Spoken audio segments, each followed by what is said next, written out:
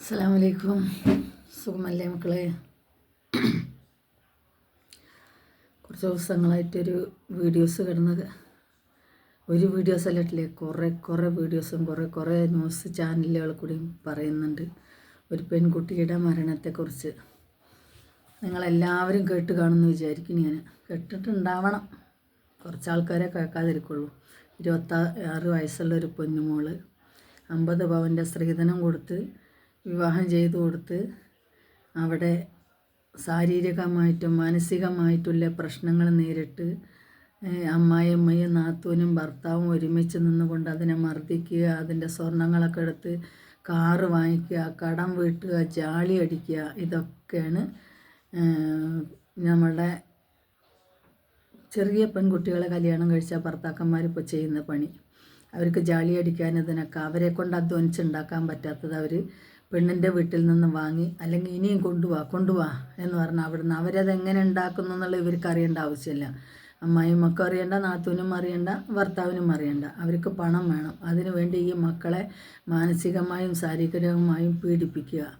ഈ പെൺകുട്ടി പറയുന്നുണ്ട്, എൻ്റെ സ്വന്തം വീട്ടിലെ അമ്മേനോട് ഞാൻ പറഞ്ഞു, ഭർത്താവിൻ്റെ വീട്ടിലുള്ളവരോട് പറഞ്ഞു, ആരും കേട്ടില്ല. ഇനി എനിക്കിത് സഹിക്കാൻ വയ്യ എന്ന് പറഞ്ഞ് ആത്മഹത്യക്കുറിപ്പ് എഴുതി വെച്ചിട്ടാണ് ആ കുട്ടി ആത്മഹത്യ ചെയ്തിട്ടുള്ളത്. അപ്പോൾ എനിക്കതിൽ പറയാനുള്ളത് എന്താ വെച്ചെങ്കിൽ, ഭർത്താവിൻ്റെ വീട്ടിൽ നിന്നും വല്ല ബുദ്ധിമുട്ടും പറഞ്ഞ് നമ്മുടെ വീട്ടിലേക്ക് നമ്മളെ മക്കൾ വരുന്നുണ്ടെങ്കിൽ നിങ്ങളതൊന്ന് അന്വേഷിക്കുക. ശാരീരികമായുള്ള പ്രശ്നങ്ങൾ ആ മക്കൾക്കുണ്ടോ എന്ന്. ആ അമ്മയ്ക്ക് 2-3-4 ഫോട്ടോകൾ അയച്ചു കൊടുത്തിട്ടുണ്ട്. ആ കുട്ടി മർദ്ദിച്ചതിൻ്റെ പാടുകളുള്ള. ഇപ്പോൾ പോസ്റ്റ്മോർട്ടം ചെയ്തപ്പോഴും 18 മുറിവുകൾ പഴയതും പുതിയതുമായിട്ടുണ്ടെന്നാണ് പറയുന്നത്. അപ്പോൾ നമ്മളെ മക്കളെ നമ്മൾ ഇത്രയും കഷ്ടപ്പെട്ട് മുതലും കൊടുത്ത് അടുത്ത വീട്ടിലേക്ക് കൊണ്ടുപോയി ആക്കി കൊടുത്തിട്ട് നമ്മൾ തിരിച്ചു വരുമ്പോൾ നമ്മളെ മക്കൾ അവിടെ സുരക്ഷിതരാണോ എന്നും കൂടി നിങ്ങൾ ആലോചിക്കുക. അതല്ലെങ്കിൽ ഈ 50 പവനൊക്കെ കൊടുക്കുന്ന പൈസ മതി അവറ്റങ്ങൾക്ക് നല്ലൊരു വിദ്യാഭ്യാസം കൊടുത്ത് ഒരു സ്വന്തം കാലിൽ നിന്നൊരു ജോലിയാക്കി കൊടുക്കാൻ. അത് കഴിഞ്ഞിട്ട് വിവാഹം ചെയ്ത് കൊടുക്കുക. അവർക്ക് ഇഷ്ടപ്പെടുന്ന നമ്മൾ അന്വേഷിച്ച് നമ്മൾ പറഞ്ഞ്. ഒന്നാമത്തെ കാര്യം, ഈ പറയുന്ന പെൺകുട്ടികളുടെ സ്ത്രീധനം ആവശ്യപ്പെടുന്നവർക്ക്, പെൺകുട്ടികളുടെ വീട്ടുകാരോട് സ്ത്രീധനം ആവശ്യപ്പെടുന്നവർക്ക് പെൺകുട്ടികളെ കൊടുക്കാതിരിക്കുക. കാരണം അവരുടെ ഉദ്ദേശം അത് മാത്രമാണ്. ഒരു 6 മാസമൊക്കെ നന്നായിട്ട് നിൽക്കവർ അത് കിട്ടാൻ വേണ്ടി. അത് കഴിയുമ്പോൾ വീണ്ടും കൊണ്ടുവരാൻ പറഞ്ഞ് പീഡനങ്ങളാവും. അപ്പോൾ അതുകൊണ്ട് സ്വന്തം വീട്ടിലേക്ക് വരുമ്പോൾ സ്വന്തം അമ്മയ്ക്കെങ്കിലും ഇത് മനസ്സിലാക്കാൻ പറ്റൂലേ? അച്ഛനും ഈ പെൺകുട്ടിയുടെ മാമനും എല്ലാവരും പറയണ്ട, ആരെയും അറിയിച്ചില്ല, ഒന്നും ചെയ്തില്ല.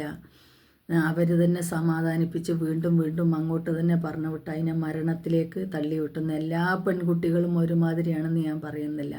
ചില പെൺകുട്ടികൾക്ക് അഹങ്കാരം കൊണ്ടും ചെയ്യുന്നവരുണ്ട്. കാരണം അവിടെ ചെന്ന് അവരവരുടേതായ സൗകര്യം കിട്ടിയില്ല എന്ന് പറയുമ്പോൾ അവിടെ പ്രശ്നം ഉണ്ടാക്കിയിട്ട്. പക്ഷെ അങ്ങനത്തെ ഒരു ആത്മഹത്യ ചെയ്യുന്നില്ല, തിരിച്ച് അവരവരുടെ വീട്ടിലേക്ക് വരുന്നുള്ളൂ. അല്ലാതെ ആത്മഹത്യ ചെയ്യുന്നുണ്ടെങ്കിൽ അത് അവിടെയുള്ള പ്രശ്നങ്ങൾ കൊണ്ട് തന്നെയാണ്.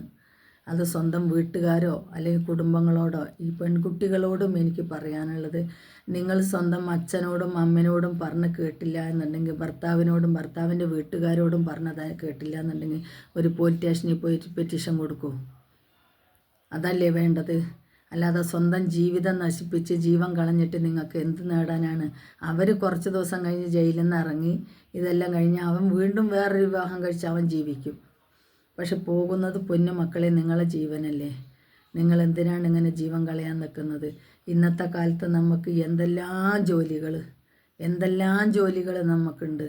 ആ ജോലി ചെയ്ത് നമുക്ക് ജീവിച്ചൂടെ? സ്വന്തം കുടുംബമാണെങ്കിൽ പോലും ആ കുടുംബത്തിന് നമ്മളെ വേദനകളും വിഷമങ്ങളും പറഞ്ഞിട്ട് മനസ്സിലാവുന്നില്ലെങ്കിൽ, അത് മനസ്സിലാക്കുന്ന ഒരു സമയം വരുമെന്ന് വെച്ചിട്ട് എൻ്റെ മക്കൾക്ക് ജീവൻ കളയാതെ കുറച്ച് ക്ഷമിച്ച് ജീവിച്ചുകൂടെ?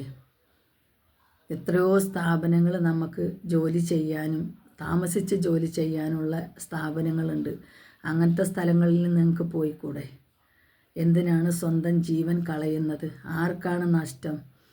മരിച്ചു പോയിട്ടുണ്ടെങ്കിൽ ഒരാഴ്ച 2 ആഴ്ച അല്ലെങ്കിൽ 6 മാസം കഴിഞ്ഞാൽ എല്ലാവരുടെയും വേദന മാറി അവരവരുടേതായ ജീവിതങ്ങളിലേക്ക് അവരവർ തിരിച്ചു പോകും. നഷ്ടപ്പെടുന്നത് നിങ്ങൾക്ക് നിങ്ങളെ ജീവിതം മാത്രമാണെന്നുള്ളത് നിങ്ങൾ ചിന്തിക്കുക. ആർക്കും പോവാനില്ല. എത്രയോ സ്വപ്നങ്ങളുമായിട്ട് കയറി ചെയ്യുന്ന പെൺമക്കളുടെ ജീവിതം പിച്ചി ചേന്തുന്ന അമ്മായിയമ്മമാരും നാത്തൂമാരും ഭർത്താക്കന്മാരും ചിന്തിക്കുക. നിങ്ങളും സ്ത്രീകളാണ്, നിങ്ങളും ഇങ്ങനെ കയറി വന്നവരാണ്, നിങ്ങളും ഇങ്ങനെ പല പ്രശ്നങ്ങളും തരണം ചെയ്യുന്നവരാണ്. അതുകൊണ്ട് നമ്മളായിട്ട് മറ്റൊരു പെൺകുട്ടിയുടെ മനസ്സ് വേദനിപ്പിക്കേണ്ട, ശരീരം വേദനിപ്പിക്കേണ്ട എന്ന് നിങ്ങൾക്കൊന്ന് ചിന്തിച്ചുകൂടെ? അമ്മായിയമ്മമാരാണെങ്കിലും നാത്തൂന്മാരാണെങ്കിലും ഭർത്താക്കന്മാരാണെങ്കിലും എത്ര എത്ര എത്ര എത്ര കുട്ടികളെയാണ് ഇതുമാതിരി മരണത്തിന് നിങ്ങൾ വിട്ടുകൊടുക്കുന്നത്? നിങ്ങൾക്ക് ഈ ശാപങ്ങളൊക്കെ നിങ്ങൾ എവിടെ കൊണ്ടുപോയി തീർക്കും? ഇന്നല്ലെങ്കിൽ നാളെ എത്ര നിയമത്തിൻ്റെ ശിക്ഷ നിങ്ങൾക്ക് കിട്ടിയാലും ദൈവത്തിൻ്റേതായ ഒരു ശിക്ഷ നിങ്ങൾക്ക് കിട്ടാൻ പോകുന്നുണ്ട്. ആ ശിക്ഷയിൽ നിന്നും നിങ്ങൾ രക്ഷപ്പെടാൻ പോകുന്നില്ല. അവസാന കാലത്ത് നിങ്ങൾക്ക് വെള്ളം കിട്ടാതെ, കുടിക്കാൻ ഒരു ഗ്ലാസ് വെള്ളം കിട്ടാതെ വഴിയരികിൽ പുഴുത്ത് ചാവേണ്ട അവസ്ഥ നിങ്ങൾക്കൊക്കെ വരും.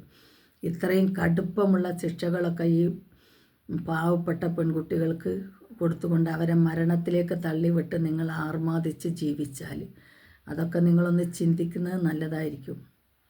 ഞാൻ ഒരുപാട് വീഡിയോസുകൾ ഇങ്ങനത്തെ ചെയ്തിട്ടുണ്ട്. പക്ഷേ സ്ത്രീധനം നിരോധിച്ചു എന്ന് പറയണ്ടേ, എവിടെ നിരോധിച്ചു? ഒന്നും വേണ്ടാന്ന് പറഞ്ഞ് കല്യാണം കഴിച്ച് കൊണ്ടുപോകണ പെൺകുട്ടികളെ വരെ 1 വർഷം കഴിഞ്ഞാൽ നിങ്ങളെ കടമ കഴിച്ചു വിട്ടു, നിങ്ങൾക്ക് എന്ത് തന്ന് ഇവരെല്ലാവരും മനസ്സിൻ്റെ ഉള്ളിലുള്ള ചിന്തകൾ ഇത് തന്നെയാണ്. ആരായാലും എൻ്റെ കുടുംബത്തിലുള്ള ആൺകുട്ടികളെ പറ്റിയാണെങ്കിലും അവരുടെ ഉമ്മമാരെ പറ്റിയാണെങ്കിലും എനിക്ക് പറയാനുള്ളത് ഇത് തന്നെയാണ്. ഒന്നും വേണ്ട എന്ന് പറഞ്ഞെടുത്ത് പിന്നെ അവരെ വീട്ടിൽ നിന്നും മാന്തി കൊണ്ടുവരാൻ കിട്ടിയില്ല എന്നുണ്ടെങ്കിൽ അവരെ ഇട്ട് വേദനിപ്പിക്കുക, മാനസികമായി വേദനിപ്പിക്കുക. ശാരീരികമായി വേദനിപ്പിക്കാൻ പറ്റാത്തവർ കൂടുതലും ചെയ്യണം മാനസികമായ വേദനയാണ്. പാവങ്ങളായ മാതാപിതാക്കൾ ഇത് കണ്ടു ഉരുകും. അല്ലാത്തവർ സബൂർ ചെയ്ത് ജീവിക്കുക എന്ന് പറഞ്ഞാൽ പെൺകുട്ടികളെ വിടും. അവർക്ക് നിക്കക്കള്ളിയില്ലാതെ വരുമ്പം അവരൊരു ഷാളിലോ ഒരു കയറിലോ അവരെ ജീവിതം അവസാനിപ്പിക്കും. എന്നിട്ട് പിന്നെ അതിൻ്റെ പുറകെ ജയിലിൽ കിടക്കാനും ഇതിന് പോകും. എന്തിനാണ് നാട്ടുകാരെ മുതലിന് ഇത്രത്തോളം നിങ്ങൾ ആക്രാന്തം കാട്ടിയിരിക്കുന്നത്? നിങ്ങൾക്ക് കഴിവുണ്ടെങ്കിൽ നിങ്ങൾക്ക് അതേപോലെ അധ്വാനിച്ചുണ്ടാക്കിക്കൂടെ? എന്തിന് പെൺകുട്ടികളെ മുതലിന് വേണ്ടി നിങ്ങൾ ഇത്രയും ആക്രാന്തം കാണിക്കുന്നത്? ഇനിയും ഈ സമയം മാറിയിട്ടില്ല എന്നുണ്ടെങ്കിൽ എത്രയെത്ര നമ്മളെ പെൺകുട്ടികൾ ഇനിയും തൂക്കുകയറിലേക്ക് പോകണം. പെൺകുട്ടികൾ ചിന്തിക്കുക, വിദ്യാഭ്യാസം നേടുക.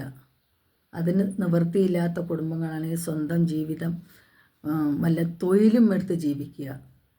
കല്യാണം കഴിച്ചു കൊടുത്തിട്ടുണ്ടെങ്കിലും അവിടെ നിങ്ങൾക്ക് പറ്റില്ല എന്നുണ്ടെങ്കിൽ സ്വന്തം വീട്ടിലേക്ക് വരിക, അധ്വാനിച്ച് ജീവിക്കുക. എന്തിനു സ്വന്തം ജീവൻ കളയാൻ നിൽക്കണത്?